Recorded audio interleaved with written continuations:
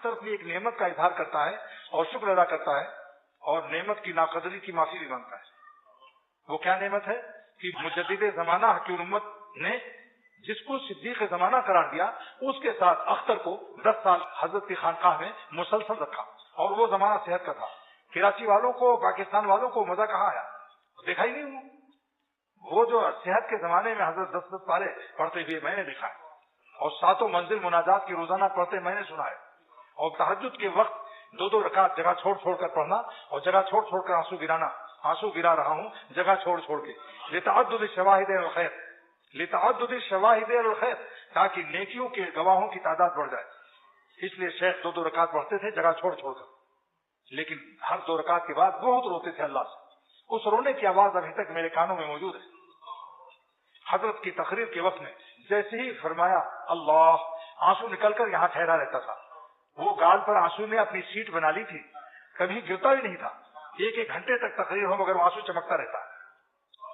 حضرت کی زبان الگ تفسیر کرتی تھی اللہ کی محبت کی، اور وہ آنسو الگ شرح محبت کرتا تھا.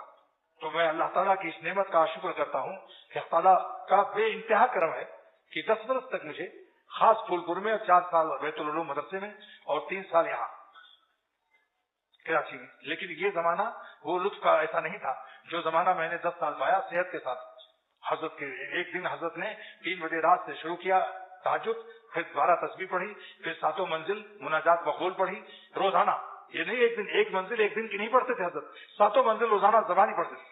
اور پورا قصیدہ بردہ پڑھا، پھر اشراق پڑھی، پھر 10 پارے تلاوت کیے، یہاں تک کہ 11 بج گئے. اور فرمایا حکیم اختر 3 بجے اٹھا ہوں، 8 گھنٹے ہو گئے اور 70 سال کا ہوں، کمر بھی سیدھی نہیں تھی، ایک بھی نہیں لگایا.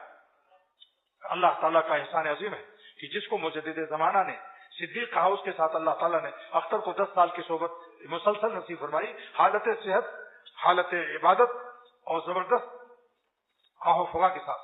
اور حضرت 3 مضمون پڑھاتے تھے مجھ کو، اور جو لوگ خانقاہ میں قرآن شریف، بخاری شریف، مثنوی شریف. اور پھر فرماتے تھے مولانا قاسم نانوتوی بانی دیوبند رحمۃ اللہ علیہ فرمایا کرتے تھے کہ دنیا میں 3 کتاب الویلی، قرآن شریف، بخاری شریف، مثنوی شریف،